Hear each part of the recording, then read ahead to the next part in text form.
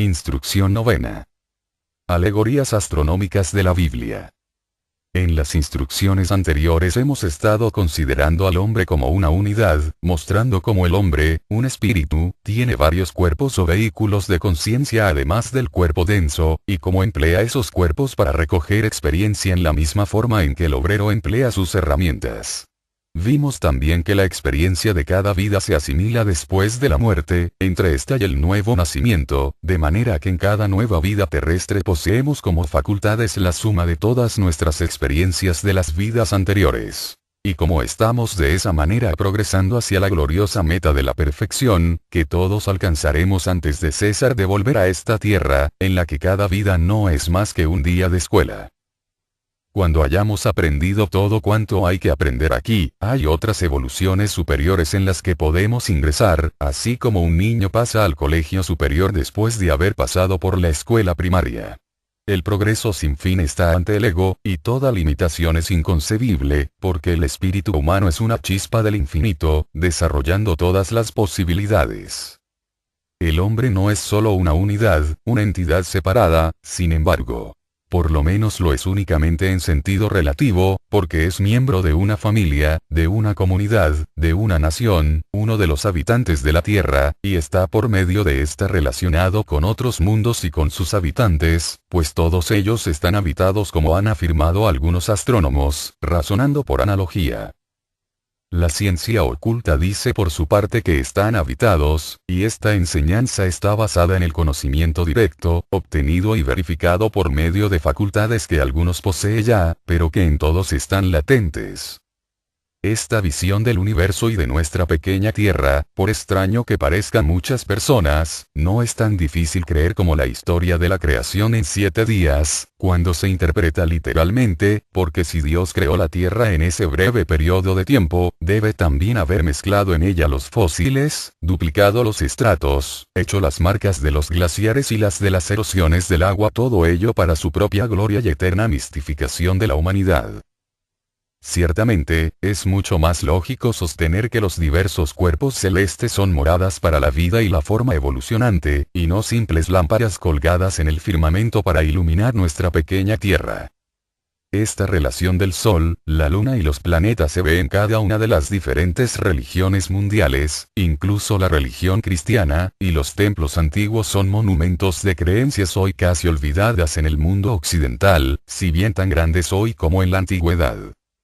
La gran pirámide de Gizeh, que se yergue sobre la llanura del gran desierto de Sahara, en la cabecera del delta del Nilo, es una de las construcciones más antiguas de la Tierra y un elocuente testimonio del conocimiento que tenían los antiguos respecto a sus verdaderas relaciones cósmicas. Porque se ha construido esa pirámide monumental incorporando en ella medidas cósmicas.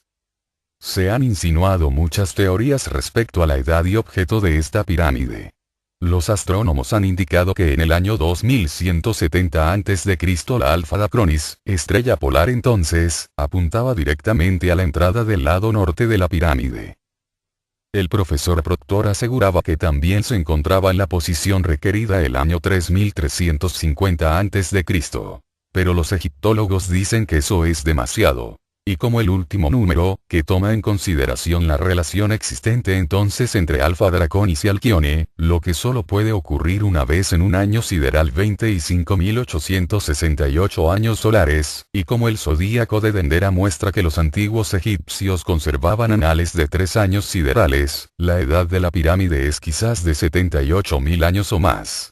Esta edad tiene derecho a tanta consideración de parte de los científicos como la fecha del Dr. Proctor por lo menos. Las investigaciones ocultas que están basadas sobre los imperecederos recuerdos que se encuentran en la memoria de la naturaleza, fijan la fecha de su construcción más o menos en el año 250.000 a.C., cuando se la empleaba como templo de iniciación en los misterios y era el lugar donde se guardaba un gran talismán. H. P. Blavatsky en la Doctrina Secreta nos dice que la construcción de la pirámide estaba basada en el programa de los misterios y en la serie de iniciaciones, y de ahí que la pirámide sea el imperecedero recuerdo en la tierra de esas iniciaciones así como las estrellas están en el cielo. El ciclo de iniciaciones era una reproducción en miniatura de las grandes series de cambios cósmicos al que los astrónomos han dado el nombre de año sideral 25.868 años ordinarios. Así como al final del gran ciclo del año sideral medido por la precesión de los equinoccios en torno del círculo del zodíaco, vuelven los cuerpos celestes a ocupar las mismas posiciones relativas, así también, al final del ciclo de iniciación, la parte divina del hombre recupera su prístino estado de conocimiento y divina pureza, del que partió para realizar su peregrinaje a través de la materia, pero enriquecido ahora por las experiencias recogidas. Siendo un símbolo debe por supuesto comprenderlo todo o por lo menos una parte de los rasgos más prominentes de las cosas simbolizadas. Y gracias a las obras, un tanto mentalmente estrechas, de los profesores Piazzi Smith y Proctor, ambos astrónomos de reputación, pero antagónicos respecto a la cuestión concerniente al empleo de la pirámide, tenemos una suma abrumadora de pruebas de las relaciones de las medidas de las diferentes partes de la pirámide con los cielos y distancias cósmicas y terrestres. El testimonio del profesor Proctor es el más valioso porque no está de acuerdo con la teoría de que la pirámide fue construida por arquitectos divinos. Y ha hecho y hará cuando pueda para refutar con honor tal teoría, atribuyendo las numerosas medidas obtenidas y su relación con las medidas cósmicas a meras coincidencias. Método que obligó a M. Blavatsky a inventar su raro sarcasmo llamándolo el campeón del coincidencialismo. Él admite que todas las teorías concernientes a su origen dejan sin explicar los rasgos más salientes de la Gran Pirámide, salvo esa absurda teoría que atribuye su construcción a arquitectos divinos y también que la teoría de que era empleada con fines astrológicos está sostenida por todas las evidencias conocidas, pero fuerte como es, deriva toda su fortaleza del fracaso de todas las demás teorías admisibles que no pueden sostenerse ante ella. En otro lugar admite que la única dificultad de la teoría astrológica surge de nuestra incapacidad para comprender cómo el hombre pudo tener tanta fe en la astrología como para dedicarle tantos años de labor y tan enormes sumas de dinero en la persecución de investigaciones astrológicas, aún por su propio interés.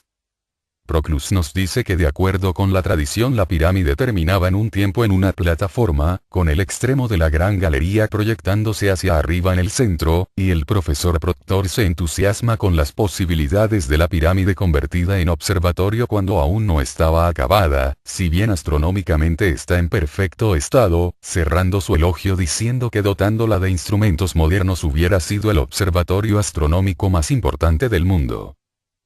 Señala el hecho de que la abertura de la gran galería apunta al zodíaco, así que como el Sol, la Luna y los planetas pasan en torno a él en el cielo, darían una sombra en la gran galería con un ángulo diferente cada día del año o del mes, y de esta manera sus posiciones podrían medirse de la manera más eficiente.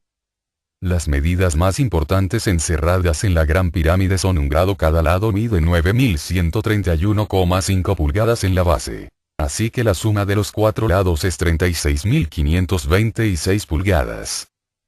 Señalando 100 pulgadas para cada día del año, da 365 días, o sea exactamente el número de días del año, hasta el cuarto de día que no contamos sino cada 4 años año bisiesto. La longitud de una de las diagonales de la base es 12,936 pulgadas, así que la suma de ellas es 25.868 pulgadas, o sea una pulgada por cada año del año sideral o mundial.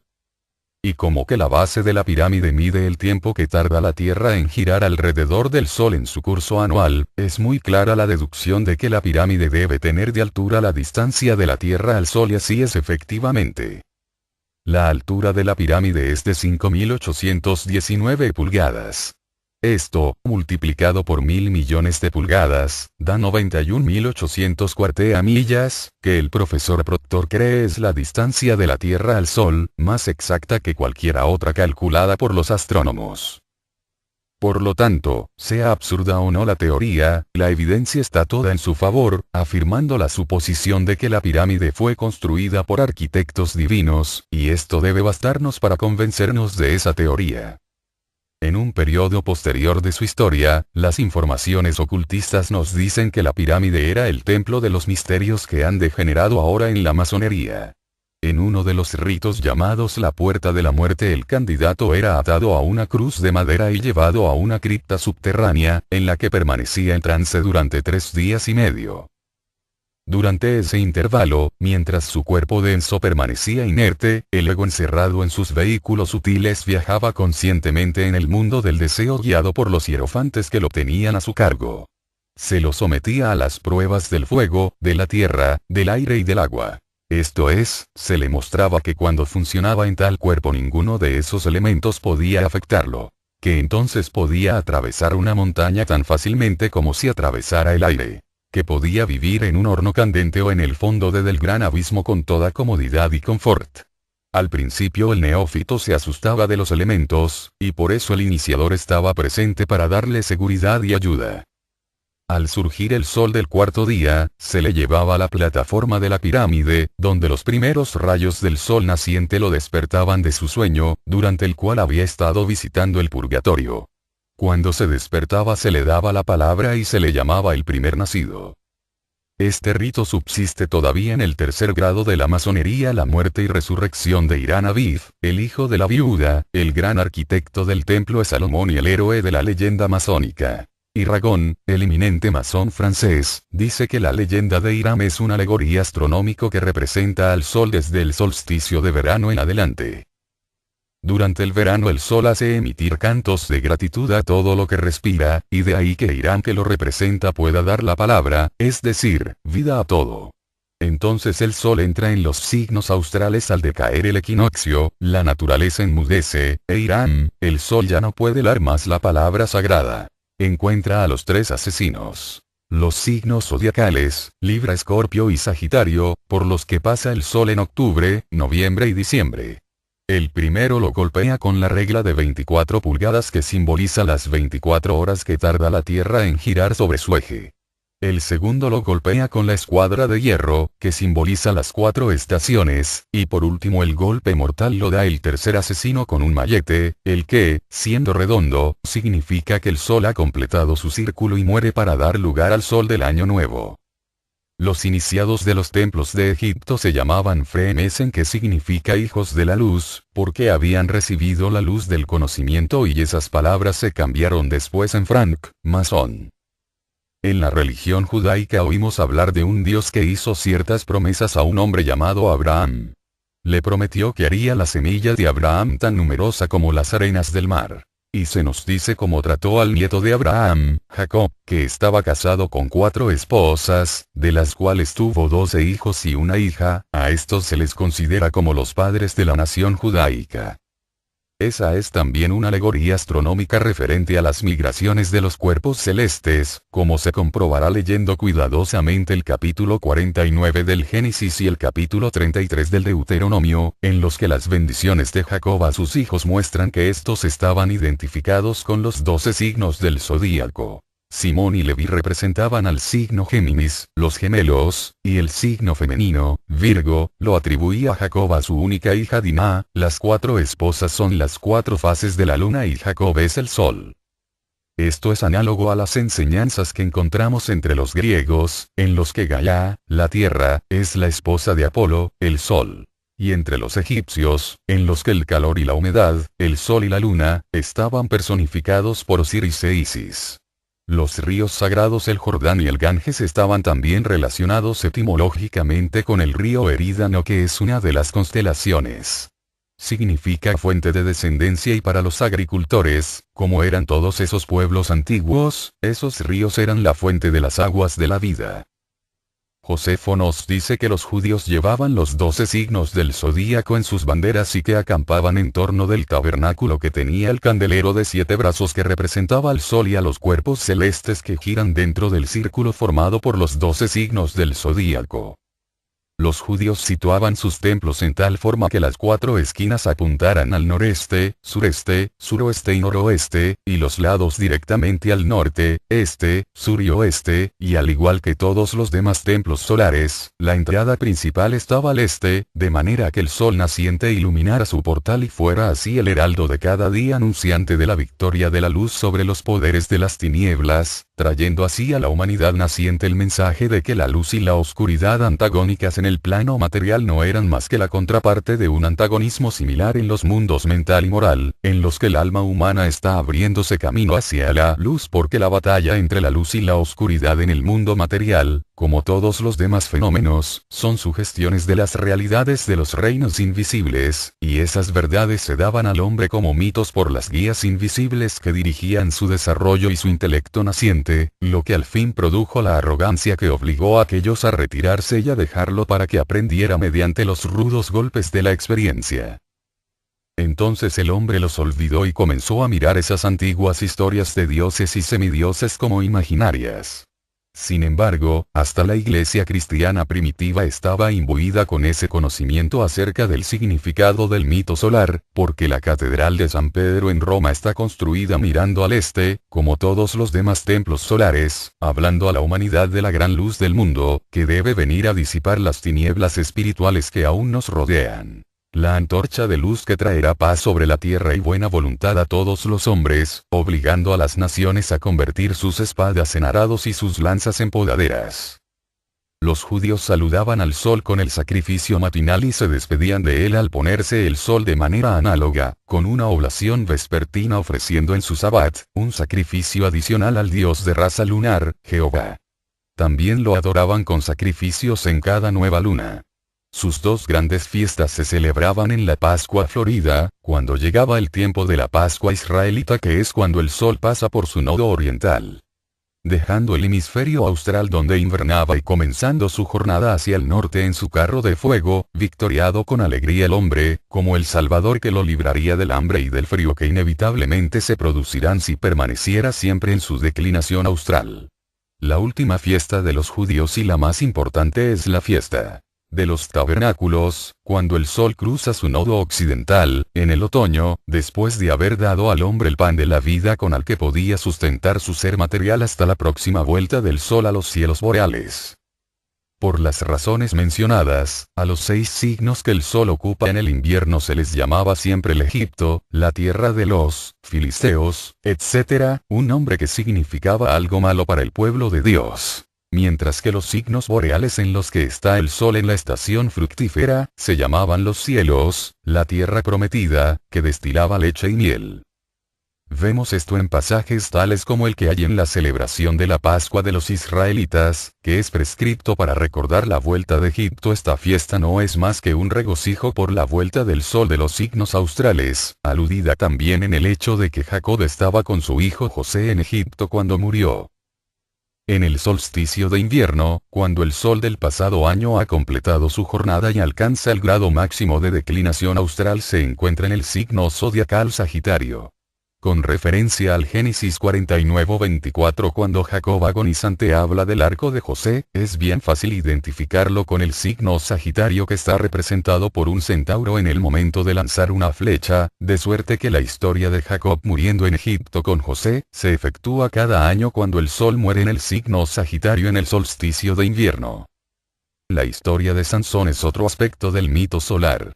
Mientras el cabello de Sansón era largo y seguía creciendo, su fuerza aumentaba. Sansón es el sol y sus rayos representan el cabello de aquel. Desde el solsticio de invierno en diciembre hasta el solsticio de verano en junio, los rayos solares van creciendo y ganando en fuerza cada día.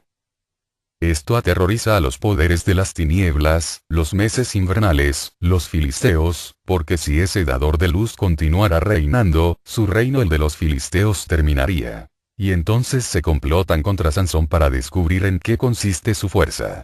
Se aseguran la cooperación de la mujer Dalila, que es el signo de Virgo, y cuando Sansón, el sol, pasa a través de este signo en septiembre, se dice que dejó su cabeza en el seno de la mujer y le confió su secreto.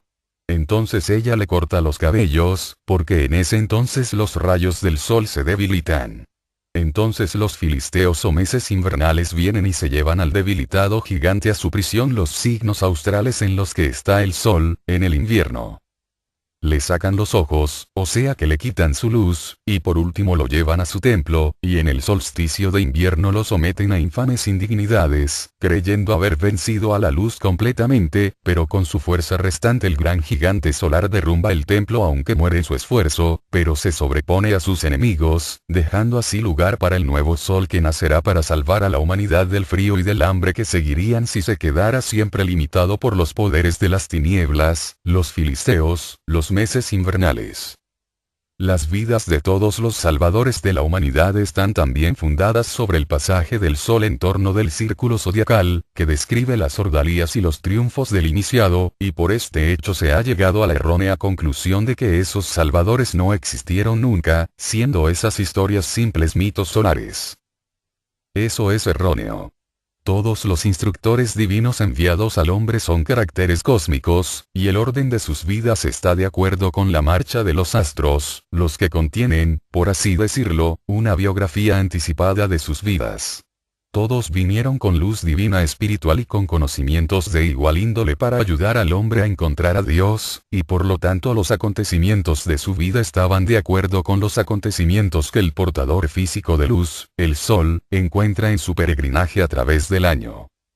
Los salvadores han nacido de una Virgen Inmaculada, cuando oscuridad era mayor entre la humanidad, así como el sol de cada año nace, o comienza su jornada, en la noche más larga del año, cuando el signo zodiacal Virgo, la Virgen, se mantiene sobre horizonte oriental en todas las latitudes entre las 10 y las 12 p.m. y permanece tan inmaculada como siempre, aún después de haber dado a luz un hijo sol. De ahí que veamos a la diosa egipcia Isis sentada en una luna creciente, nutriendo a su hijo divino, Horus. Astarte, la Inmaculada Señora de Babilonia con su hijo Tamuz y una corona de 7 estrellas sobre su cabeza. A Devaki en la India con su hijo Krishna, y a nuestra propia Virgen María dando a luz al Salvador del mundo occidental bajo la estrella de Belén.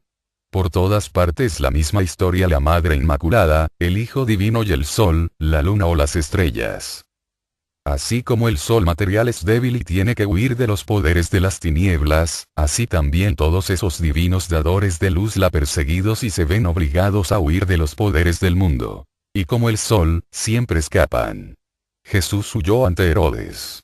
El rey Kansa y el rey Maya son sus contrapartes en otras religiones.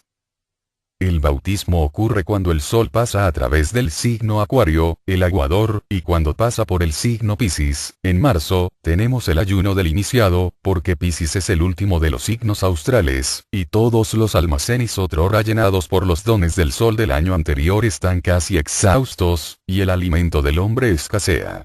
El alimento de pescado de la Cuaresma, que tiene lugar en ese tiempo, es una corroboración más del origen solar del ayuno. Cuando en el equinoccio el sol cruza el ecuador, tiene lugar la crucifixión, porque entonces el dios solar comienza a dar su vida como alimento a sus adoradores, madurando el trigo y las uvas, de los que se hace el pan y el vino. Para efectuar eso es necesario que deje el ecuador y siga su marcha ascendente por el cielo. Similarmente la humanidad no se beneficiaría nada, espiritualmente hablando, si sus salvadores permanecieran con ella, y por consiguiente se van hacia los cielos como hijos o soles de justicia y rectitud, alimentando a los fieles desde arriba, así como lo hace el sol con el hombre cuando se eleva en el cielo.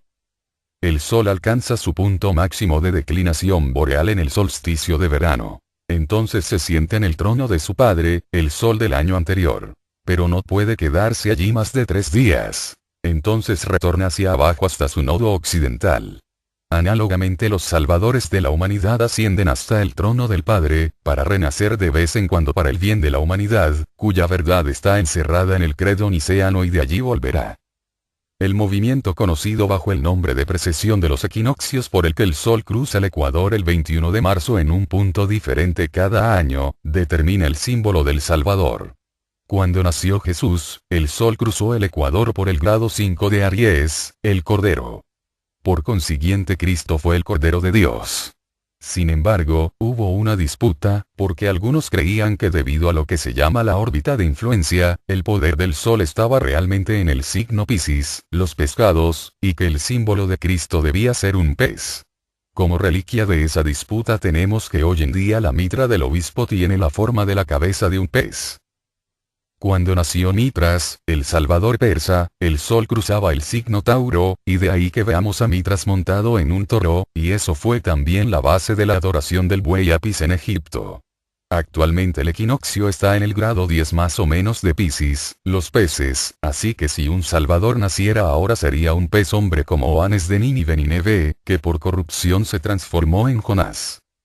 Las 4 letras que se dice se pusieron en la cruz de Cristo y la manera de fijar la Pascua Florida en conmemoración de ese acontecimiento, también muestran un carácter cósmico del asunto. Las letras I, N, R, I, se supone generalmente que significan Jesús Nazaranus Rex Judeorum, pero son también las iniciales de los nombres hebreos de los 4 elementos Yam, agua, Nur, fuego, Ruach, aire o espíritu, y Abesad, tierra.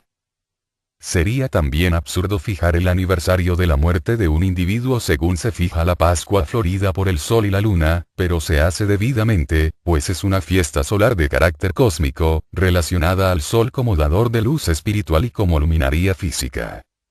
Cuando el Sol abandona su trono en el solsticio de verano, el 21 de junio, y pasa hacia el nodo occidental, entra en el signo Virgo a fines de agosto. Entonces tenemos la fiesta católica de la Asunción, el 15 de agosto, en Leo, de aquí avanza a su nodo oeste y entra en el signo de Virgo alrededor del 22 de agosto. De este modo la Virgen nace del Sol por así decirlo. Esto nos trae la solución astronómico de ese pasaje de la Revelación que dice: yo vi una mujer vestida con el Sol y con la Luna a sus pies. Ese fenómeno ocurre en el mes de septiembre justamente después de la Luna Nueva. Porque visto desde nuestra Tierra, el Sol cubre o viste al signo Virgo todo el mes de septiembre, y como la Luna está abandonando su conjunción con el Sol, parece estar debajo de los pies de la Virgen. Cuando se representa a Juan el Bautista diciendo respecto de Cristo que él debe aumentar pero yo debo disminuir, está simbolizando al Sol en el solsticio de verano, cuando comienza a disminuir su luz durante el siguiente medio año, mientras que Cristo por su nacimiento en Navidad está identificado con el Sol nuevo que aumenta la longitud del día hasta mediados del verano.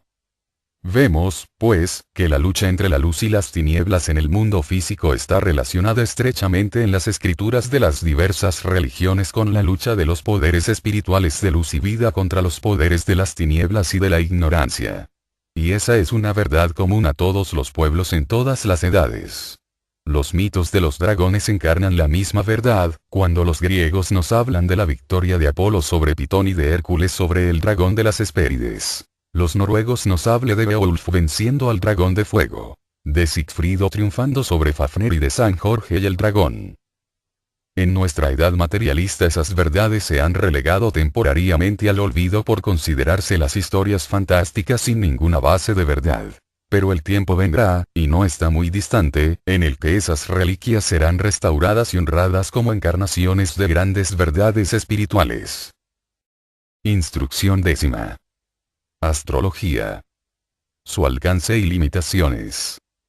En nuestros tiempos, la astrología ha llegado a ser considerada una explotada sofisticación y, como el clarividente, el astrólogo es tenido por charlatán, y no sin razón, al observar los anuncios que se encuentran en la mayoría de las publicaciones ofreciendo el trazado de horóscopos que abarcan desde el nacimiento hasta la tumba por la magnífica suma de 10 centavos y hasta por solo una estampilla, lo que justifica en cierto modo el apelativo de fakir que se atribuye.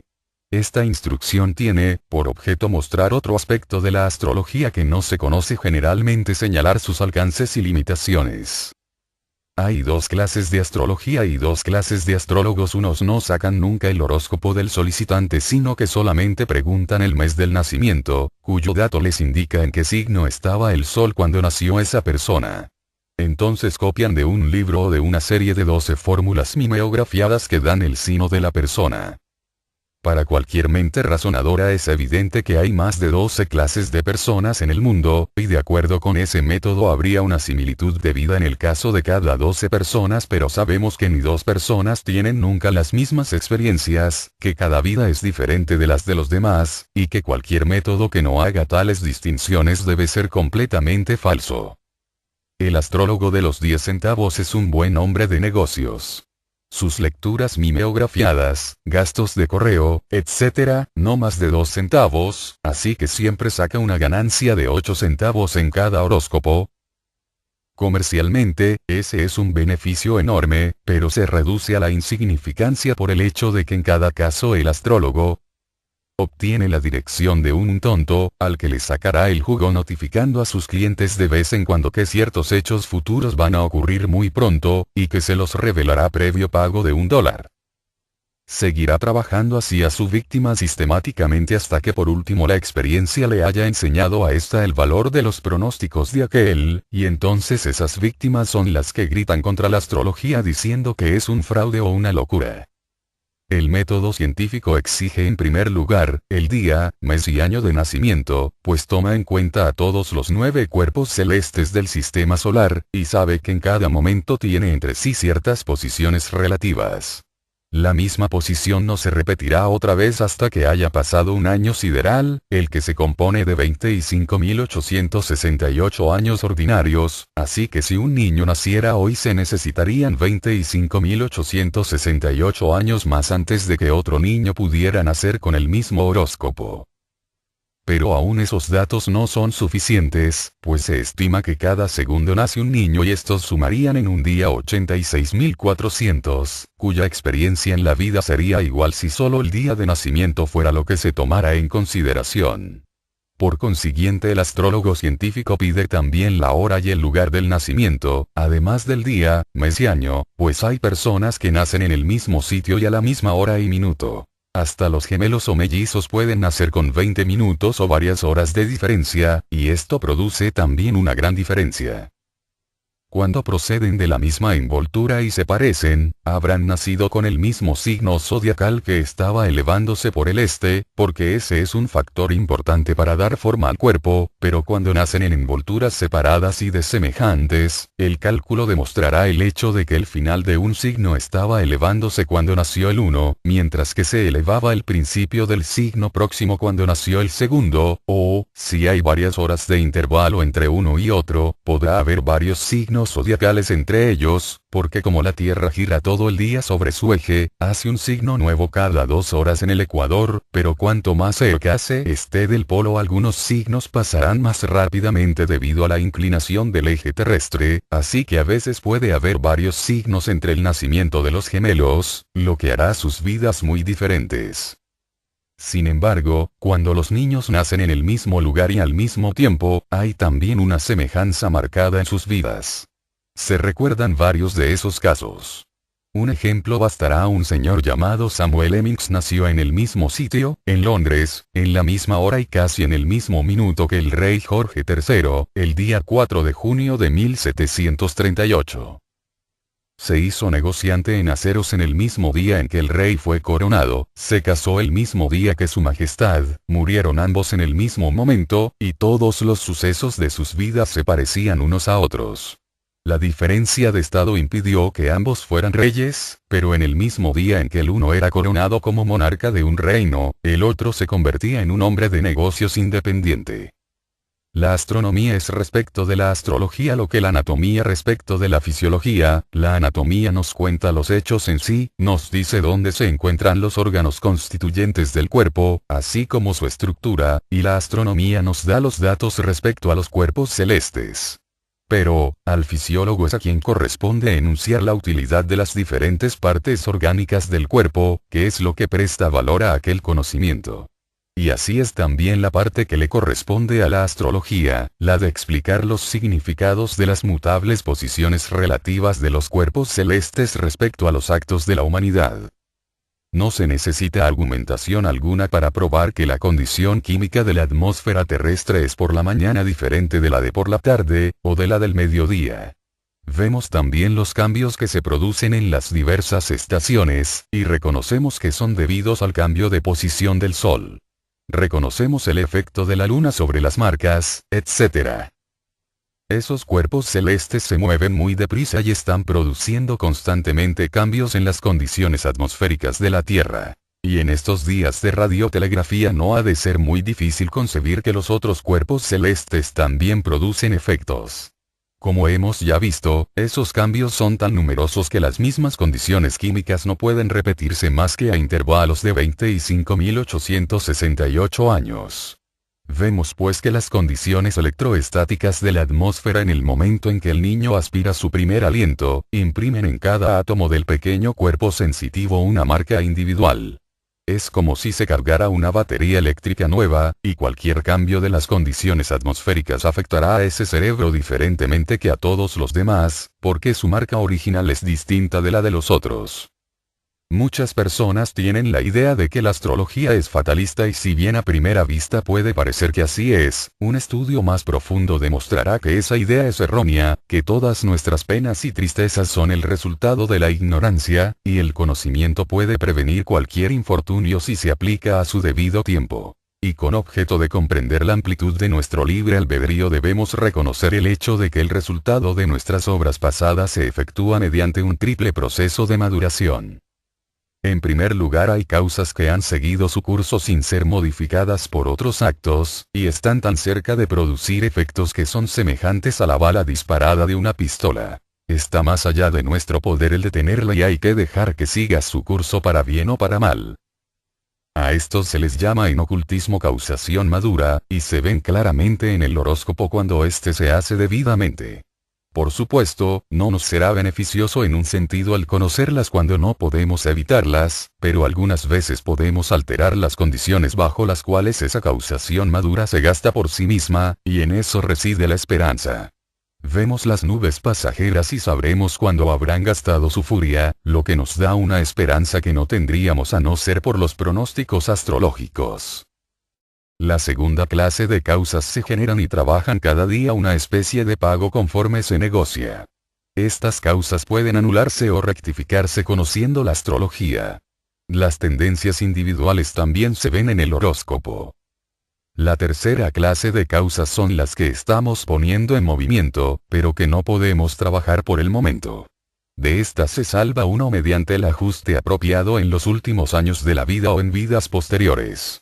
El horóscopo nos ayudará mostrándonos nuestras tendencias, de manera tal que entonces podamos tener cuidado en los momentos críticos, trabajando con todo nuestro poder para aprovechar las buenas oportunidades y haciendo los esfuerzos posibles para librarnos de alguna mala tendencia.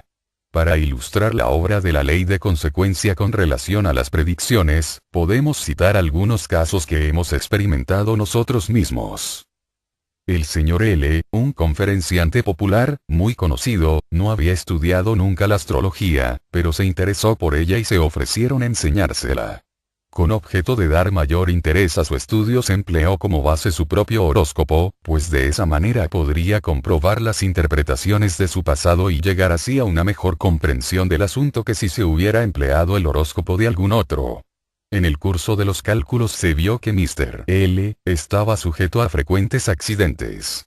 Figuraban en los cálculos, accidentes y sucesos en los días en que habían tenido lugar, lo que impresionó mucho a Mr. L. Después se observó que el 21 de julio de 1906, tendría lugar otro accidente que afectaría la parte superior del pecho, los brazos, el cuello y la parte inferior de la cabeza y también que ese accidente tendría lugar en el curso de un viaje corto. Se recomendó pues al señor L. que en luna nueva que tendría lugar aquel día y que era el factor que produciría ese suceso, se quedara en su casa y también en el séptimo día después, siendo este último aún más peligroso que el primero. Quedó tan impresionado que prometió hacerlo así. Un poco antes del tiempo crítico escribimos al señor L. desde Seattle, para recordarle el asunto y contestó diciendo que lo recordaba muy bien y que tendría cuidado. La próxima comunicación se obtuvo de un amigo de ambos, en la que decía que en el día crítico, 28 de julio, el señor L. había ido a Sierra Madre en un tranvía eléctrico y que al cruzar las vías del ferrocarril tuvo lugar un choque con un tren, quedando el señor L. herido en las partes indicadas por la predicción, sufriendo además una lesión en un tendón que no había sido predicha. Era muy difícil comprender, por supuesto, cómo el señor L. había descuidado la advertencia, habiendo quedado tan impresionado por la realidad del peligro predicho. La contestación se obtuvo 3 meses después, cuando aquel pudo escribirnos. Y decía: yo creí que el 28 era el 29. Este es un caso muy claro de causación madura que no podía evitarse. En otros casos se ha prevenido contra accidentes a otras personas, las que siguiendo las instrucciones dadas, escaparon a ellas, pero decían después: ¿cree usted realmente que hubiera yo salido herido si no hubiera seguido mis consejos? Ahí está la dificultad. La gente no cree en ello hasta que la experiencia los golpea, como al señor L. Este escribía: esos accidentes me han dado un respeto muy profundo por la astrología. Pero, ¿es ese el único medio que tenemos de aprender? Si es así, tanto peor. Es una verdad el decir que ningún hombre vive para sí mismo. Todos nos afectamos unos a otros. Y esto se ve también en el horóscopo. La muerte de los padres puede verse particularmente en el propio horóscopo, pues aquellos fueron la fuente del cuerpo en que vivimos, y muy a menudo, cuando no se conoce la hora del nacimiento, un buen astrólogo puede encontrarla deduciéndola de los principales acontecimientos de la vida, especialmente si se le indica el tiempo en que murieron el padre y la madre. El marido y la esposa están también tan ligados que los grandes acontecimientos de la vida del uno se ven en el horóscopo del otro. Tuvimos noticia de un caso hace algunos años, en el que previno a la señora F contra el peligro de ruptura de relaciones entre ella y el señor F. Se le dijo a la primera que un viaje que iba a hacer quedaría suspendido, así como su posición social, pues eran gente de sociedad. La señora confesó que en efecto había proyectado un viaje a Europa, pero rechazó la idea de abandonarlo y preguntaba si el señor F estaba en peligro de muerte. La contestación fue peor que eso. Pero como era un asunto delicado y ella era una extraña, no se podía decir más, salvo que el desastre tendría lugar en el mes de noviembre. El 14 de ese mes su marido fue sentenciado a 5 años de penitenciaría por haber violado criminalmente a una jovencita. El viaje fue suspendido, por supuesto, y el ostracismo social se hizo sentir inmediatamente. Este caso demuestra particularmente la delicada posición del astrólogo. Aún que él pueda ver y desear ayudar, los convencionalismos le impiden decir lo que prevé. En el caso mencionado ello es evidente. Anhelando impedir el sufrimiento no le fue posible prevenirlo. Por lo tanto, abogamos porque todos estudien astrología. Ni aun el mejor astrólogo, que al fin y al cabo no es más que un extraño, puede mirar también las vidas de los que están cerca de nosotros y de los seres queridos, como nosotros que conocemos mucho de su carácter, y los convencionalismos no nos obstaculizarán tanto como a un extraño. Además, comprar un horóscopo no puede nunca engendrar en nosotros la simpatía por los demás que nos produciría el conocimiento personal de la astrología. En una visita a Columbus, Ohio, se le mostró al autor un horóscopo de un muchacho, hecho por su tía. Se notó enseguida que el muchacho iba a atravesar una crisis que duraría 6 años. Durante ese intervalo muchas cosas malas saldrían a la superficie y todo dependía del tratamiento que se le diera a aquel en su casa, y pobre muchacho. La ignorancia de las causas ocultas gobernaba la actitud de sus padres. En vez de tolerancia, amor y simpatía, no obtenía más que sermones y castigo. ¿Cómo podía esperarse que fuera bueno? Una gran simpatía fluyó del autor al comprender lo que el pobre muchacho debería sufrir, y cuando el horóscopo de su hermana más joven le reveló el hecho de que a los 14 ella sufriría una crisis análoga, sintió la necesidad de enviar un aviso urgente a sus padres, aconsejándoles tuvieran piedad y cuidaran cariñosamente a esa hija durante los pocos años que transcurrirían antes del comienzo de la crisis, para que su hogar le fuera tan grato y querido que todos los amigos, compañeros y otros lugares le parecieran áridos en comparación. Únicamente de esa manera podría salvarse la niña, y el autor deseó mucho que los padres hubieran seguido sus consejos. Esos misterios, los niños, los tenemos alrededor y entre nosotros. De la manera como resolvamos su enigma será el fruto que recojamos de nuestra protección. El hacer un horóscopo ordinario para leer el carácter no está más allá del intelecto corriente. El carácter es el destino, y si conocemos el carácter de un niño podemos adquirir para nosotros mismos grandes tesoros en el cielo, fortaleciendo sus buenas tendencias y ayudándolo con el ejemplo y con el precepto a evitar el mal. Uno de los mejores usos de la astrología es, en opinión del autor, determinar el carácter de los niños y educarlos en forma tal que se vigoricen sus puntos débiles y se amortigúen las tendencias hacia el mal.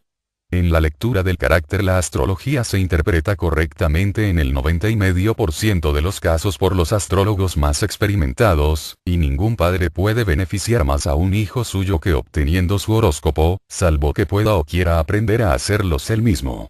En caso contrario, se puede pedir a un amigo que entienda astrología, que haga un horóscopo para el niño. Si bien la astrología es una ciencia absolutamente cierta, debe tenerse en cuenta que el astrólogo es un hombre y por lo tanto falible.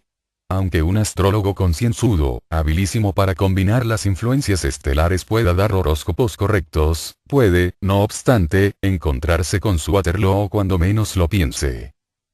El autor dijo solamente una vez que una predicción que hizo no fracasaría, y esa vez fracasó.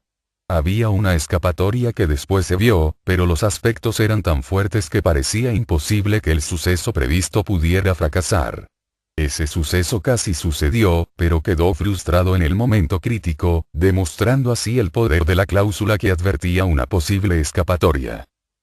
El que las predicciones fracasen a veces es debido a un factor que el astrólogo no puede tomar en consideración: el libre albedrío humano. Mientras los hombres se dejen arrastrar por el tiempo y por las olas de la vida, llevados de aquí para allá por el viento de las circunstancias, la tarea de conjeturar es fácil, y un astrólogo competente y cuidadoso puede predecir correctamente para la gran mayoría, pues el horóscopo muestra las tendencias, y aparte de todo esfuerzo individual la humanidad sigue esas tendencias sin resistencia. Pero cuanto más desarrollado está el hombre, tanto más fácil es que el astrólogo se equivoque, pues este solo puede ver las propensiones. La voluntad humana es un factor que no puede calcular por estar más allá de su poder. En la naturaleza de las cosas debe haber ese elemento de incertidumbre. Si las condiciones fueran tan rígidas e inflexibles que no hubiera error posible, ello mostraría que un destino inexorable gobernaba la vida humana, y de nada serviría el menor esfuerzo para cambiar tales condiciones, pero el hecho de que las predicciones fracasen algunas veces es una esperanza, pues demuestra que disponemos de algún libre albedrío.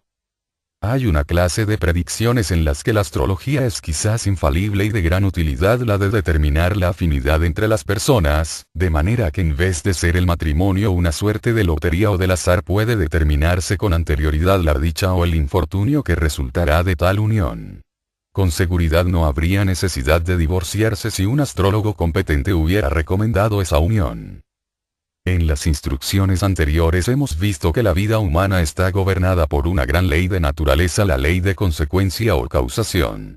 Que todos nuestros actos son causas que producen inevitables efectos, con tanta seguridad como que la piedra arrojada al aire volverá a caer de nuevo sobre la tierra.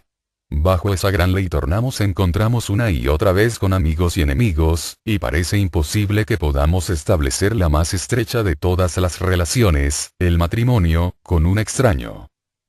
El autor sabe que cuando alguien pide un horóscopo sobre su matrimonio, si las predicciones son favorables, invariablemente llevan a cabo la ceremonia, porque está de acuerdo con sus deseos, pero cuando el astrólogo se ve obligado a predecir un desastre, también invariablemente el interesado dice que aquel no sabe tanto como él cree, y o bien contrae matrimonio como quiere, o bien consulta a otro que le conteste en la forma en que él desea. El mejor de todos los empleos que pueden dársele a la astrología es el tratamiento de enfermos, y este es el único empleo que el autor da ahora a la astrología. Hemos hablado de la ley de consecuencia, que produce a su debido tiempo los resultados de los actos pasados, sean de esta o de otras vidas. Las estrellas son el reloj del destino, por decirlo así. Los 12 signos del zodíaco corresponden a la esfera del reloj. El Sol y los planetas con sus lentos movimientos indican el año en el que determinado suceso se producirá, mientras que la Luna, animada de rápido movimiento, nos indicará el mes. Hay cierta clase de personas que se encuentran particularmente bajo la influencia de la Luna: los lunáticos. En sus vidas sienten especialmente todos los cambios de la Luna, y los astrólogos no solo pueden predecir el día sino hasta la hora en la que tendrán lugar las crisis. Un caso experimentado por el autor ilustrará el punto. La esposa de un amigo se enfermó mentalmente y se le puso al cuidado de 2 enfermeras. Se le previno acerca de las crisis en los diferentes periodos y las precauciones tomadas al efecto impidieron perturbaciones serias. El marido de la señora estaba siempre cerca para ayudar a las enfermeras para poner a aquella la camisa de fuerza.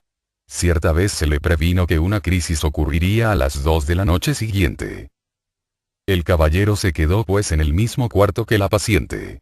Él estaba acostado en el lecho, completamente vestido, mientras que su señora estaba sentada en su cama hablando durante las primeras horas de la noche, demostrando tanta lucidez y pidiendo que le aflojaran las correas de la camisa de fuerza que el marido se vio impelido a acceder a sus deseos, y un momento después la esposa se libraba de las correas que sujetaban sus miembros inferiores. A eso de las 2 de la madrugada ella se levantó y anduvo por la habitación como buscando algo, mientras seguía hablando serena y racionalmente, pero el señor tuvo la intuición de que estaba buscando un cuchillo, así que se levantó también para observarla, pero apenas lo hizo, ella se echó sobre él, cayendo entonces un cuchillo al suelo. Se necesitaron los esfuerzos combinados del marido y de las 2 enfermeras para volverle a poner la camisa de fuerza. Pocos días después el señor descubrió que sus pantalones estaban atravesados por 2 partes, como por 2 cortes del cuchillo. El ataque ocurrió a la misma hora predicha. Cuando alguien se enferma, las crisis se ven en el horóscopo y por su intermedio puede verse el desarrollo de la enfermedad, de manera que en esa forma puedan aprovecharse los momentos propicios. Entonces los remedios curativos tendrán un efecto mucho mayor, y si el médico no puede hacer muchos progresos debido a las condiciones planetarias adversas, puede por lo menos tener esperanza y decir cuándo se producirán los cambios. Tal caso ocurrió en Duluth, cuando se pidió al autor que asistiera a una señora que sufría de envenenamiento de la sangre. Los doctores la habían ya desahuciado. Al hacer su horóscopo se vio que 7 años atrás había sufrido una crisis análoga, y que otra tendría lugar pocos días después, cuando la luna nueva agravara la condición. La señora sufría grandes angustias, y toda su familia estaba en torno de ella. Esta se estaba ya despidiendo de sus seres queridos, pues esperaba morirse. Tan pronto como la luna se obscureció comenzó a dejar de sufrir y 20 minutos después la paciente estaba reposando en calma y sin dolores. En 2 días el veneno bajó del abdomen a las rodillas. Pero entonces la luna nueva detuvo el progreso, y al tercer día comenzaron de nuevo los dolores en los miembros inferiores. Luchase contra la enfermedad durante 3 días, y si bien se conseguía aplacar el dolor durante el tratamiento, volvía a comenzar 1 o 2 horas después. Todo quedaba como antes. Se hizo pues bien claro que el alivio no era posible hasta que la luna llegase a su fase de luna llena. Se le dijo así a la enferma, añadiendo que al llegar aquella la enfermedad cedería a los tratamientos ya dados y que el dolor cesaría. El día designado la señora se levantó por la mañana y pudo poner sus pies en el suelo, con facilidad. La enfermedad estaba curada. Un médico cirujano de Portland, Oregón, decía a sus relaciones que la experiencia le enseñaba a ejecutar todas las operaciones, siempre que fuera posible, en la luna creciente, porque entonces la vitalidad era mayor y las heridas se curaban con más rapidez que cuando la luna estaba decreciendo. Para el ocultista los 12 signos del zodíaco son los vehículos visibles de las 12 grandes jerarquías creadoras que ayudan al hombre a desarrollarse hasta su actual estado de propia conciencia, siendo el Sol el ropaje de la inteligencia espiritual más elevada manifestada en nuestro sistema actualmente. Los 7 planetas Urano, Saturno, Júpiter, Marte, la Tierra, Venus y Mercurio son los cuerpos de los 7 grandes ángeles estelares, de quienes oímos hablar en todas las religiones como de los 7 espíritus ante el trono, de los 7 arcángeles de los maometanos, los 7 rishis de los hindúes, los 7 amsaspans de los persas, etc. Aquellos actúan de acuerdo con la ley de consecuencia y son los ministros de nuestro Señor, el Dios solar, teniendo cada uno cuidado de una parte definida de la voluntad de Dios. De ellos surgimos nosotros como espíritus en 7 rayos y uno de ellos es nuestro astro padre, subsistiendo así durante todas nuestras vidas. Este hecho no impide que nazcamos en diversos momentos y bajo muchas estrellas, para que podamos adquirir variadas experiencias, y nuestro horóscopo mostrará cuál es la estrella reguladora particular de esta vida, pero nunca conocemos a nuestro astro padre hasta la última iniciación. De este hecho viene la hermosa doctrina de las almas gemelas, que no debe confundirse con la grosera y bestial enseñanza que ha servido de excusa para abominables prácticas adulterinas. Pero todos los que han emanado del mismo astro padre son hermanos, almas gemelas, en todas sus vidas terrestres, y ninguna puede entrar en una escuela de ocultismo que no sea la que esté compuesta por nuestros hermanos del mismo rayo o ángel estelar de quien hemos sido emanados. Esto es lo que Cristo Jesús quería significar cuando decía a sus discípulos vuestro Padre y mi Padre, por lo que debemos comprender que Jesús y sus discípulos eran almas gemelas emanadas del mismo rayo. A los fariseos les atribuye un origen distinto, llamándolos los hijos del mal, de Saturno o Satanás, pero no debe suponerse que Saturno sea malo. Tiene su buena misión que llenar, como cualquier otro de los ministros de Dios. Él es la influencia subyugante que produce el dolor para poner un dique a nuestra arrogancia. El tentador que nos muestra nuestras imperfecciones para purgarnos del mal y hacernos perfectos y virtuosos. Y sus virtudes son muy grandes: castidad y justicia, una rectitud inflexible, si bien carecen de la compasión y del amor que viene del hermoso planeta Venus. De ella Venus viene también la música y el arte que sirven para volvernos hacia la naturaleza superior de las cosas. Júpiter es la luminaria que nos inspira elevados pensamientos de devoción a Dios y nos da aspiraciones altruistas. Marte es quien nos suministra la energía necesaria para efectuar nuestro trabajo en la viña de la vida. Si no fuera por su influencia el hombre no tendría vigor. En sus malos aspectos origina pasiones, guerras y luchas, pero eso es debido a que mal empleamos las energías que él nos da, y de la misma manera Venus daría sensualidad y Júpiter indolencia. Pero cuando permitimos que sus buenas influencias puedan ser tergiversadas por nuestra naturaleza inferior, Saturno viene y nos somete a las ardientes pruebas de las penas y tribulaciones, para volvernos a poner de nuevo en el sendero del progreso y de la pureza. Mercurio, el mensajero de los dioses, es la fuente de sabiduría de la que la mente humana obtiene su tono. Es el más pequeño de todos los planetas, pero es el reino del ángel estelar que tiene la misión más importante respecto a la raza humana. De su posición y configuraciones en el horóscopo depende que la vida que empieza sea una vida de devoción al yo superior o una vida entregada a las pasiones inferiores, porque la mente es el eslabón entre la naturaleza superior y la inferior, y si está situada en tal forma que se cuida más de los placeres de los sentidos que de las alegrías del alma, el fin será muy triste. Sin embargo, debe siempre recordarse que ningún hombre se ve compelido al mal, y que cuanto mayor es la tentación tanto mayor será la recompensa que se obtenga si se sabe uno sobreponer a sus pasiones o a las tendencias que indica su horóscopo. Porque siempre debe recordarse que si bien los astros impelen, no pueden en manera alguna compeler. En último análisis nosotros somos dueños de nuestros destinos, y a pesar de todas las malas influencias está en nuestro poder el dominar a nuestra estrella por medio de la voluntad, el báculo de nuestra divinidad ante el cual todo debe inclinarse. Como ella o el héroe Cox ha dicho, un barco va rumbo al este, otro rumbo al oeste, aunque sople el mismo viento, es el timón del marino y no el ventarrón, el que determinan el rumbo.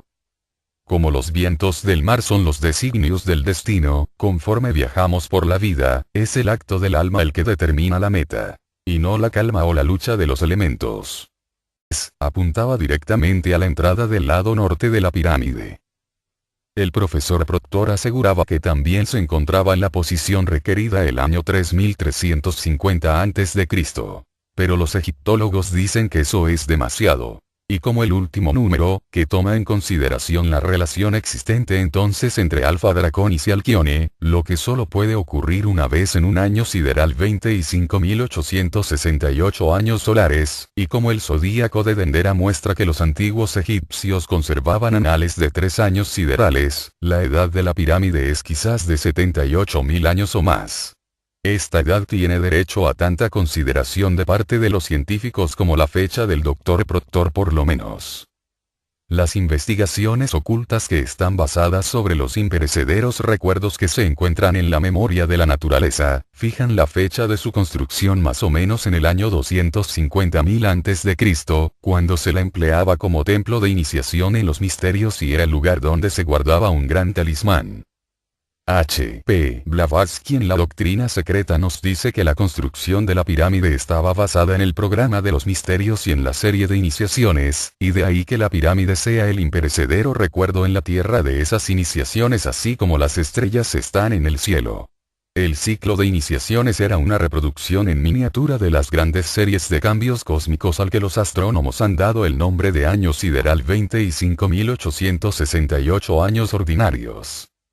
Así como al final del gran ciclo del año sideral medido por la precesión de los equinoccios en torno del círculo del zodíaco, vuelven los cuerpos celestes a ocupar las mismas posiciones relativas, así también, al final del ciclo de iniciación, la parte divina del hombre recupera su prístino estado de conocimiento y divina pureza, del que partió para realizar su peregrinaje a través de la materia, pero enriquecido ahora por las experiencias recogidas. Siendo un símbolo debe por supuesto comprenderlo todo o por lo menos una parte de los rasgos más prominentes de las cosas simbolizadas. Y gracias a las obras, un tanto mentalmente estrechas, de los profesores Piat. Instrucción novena. Alegorías astronómicas de la Biblia. En las instrucciones anteriores hemos estado considerando al hombre como una unidad, mostrando cómo el hombre, un espíritu, tiene varios cuerpos o vehículos de conciencia además del cuerpo denso, y cómo emplea esos cuerpos para recoger experiencia en la misma forma en que el obrero emplea sus herramientas. Vimos también que la experiencia de cada vida se asimila después de la muerte, entre esta y el nuevo nacimiento, de manera que en cada nueva vida terrestre poseemos como facultades la suma de todas nuestras experiencias de las vidas anteriores. Y como estamos de esa manera progresando hacia la gloriosa meta de la perfección, que todos alcanzaremos antes de cesar de volver a esta tierra, en la que cada vida no es más que un día de escuela. Cuando hayamos aprendido todo cuanto hay que aprender aquí, hay otras evoluciones superiores en las que podemos ingresar, así como un niño pasa al colegio superior después de haber pasado por la escuela primaria.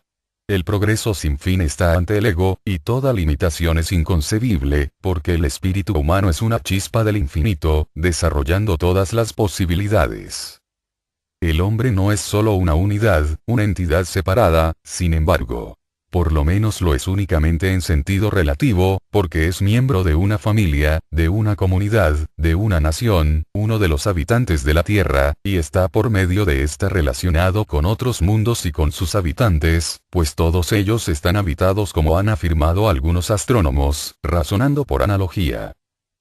La ciencia oculta dice por su parte que están habitados, y esta enseñanza está basada en el conocimiento directo, obtenido y verificado por medio de facultades que algunos poseen ya, pero que en todos están latentes. Esta visión del universo y de nuestra pequeña Tierra, por extraño que parezcan muchas personas, no es tan difícil creer como la historia de la creación en 7 días, cuando se interpreta literalmente, porque si Dios creó la Tierra en ese breve periodo de tiempo, debe también haber mezclado en ella los fósiles, duplicado los estratos, hecho las marcas de los glaciares y las de las erosiones del agua, todo ello para su propia gloria y eterna mistificación de la humanidad. Ciertamente, es mucho más lógico sostener que los diversos cuerpos celestes son moradas para la vida y la forma evolucionante, y no simples lámparas colgadas en el firmamento para iluminar nuestra pequeña Tierra. Esta relación del Sol, la Luna y los planetas se ve en cada una de las diferentes religiones mundiales, incluso la religión cristiana, y los templos antiguos son monumentos de creencias hoy casi olvidadas en el mundo occidental, si bien tan grandes hoy como en la antigüedad. La gran pirámide de Gizeh, que se yergue sobre la llanura del gran desierto de Sahara, en la cabecera del delta del Nilo, es una de las construcciones más antiguas de la Tierra y un elocuente testimonio del conocimiento que tenían los antiguos respecto a sus verdaderas relaciones cósmicas. Porque se ha construido esa pirámide monumental incorporando en ella medidas cósmicas. Se han insinuado muchas teorías respecto a la edad y objeto de esta pirámide. Los astrónomos han indicado que en el año 2170 a.C. la Alfa Draconis, estrella polar entonces,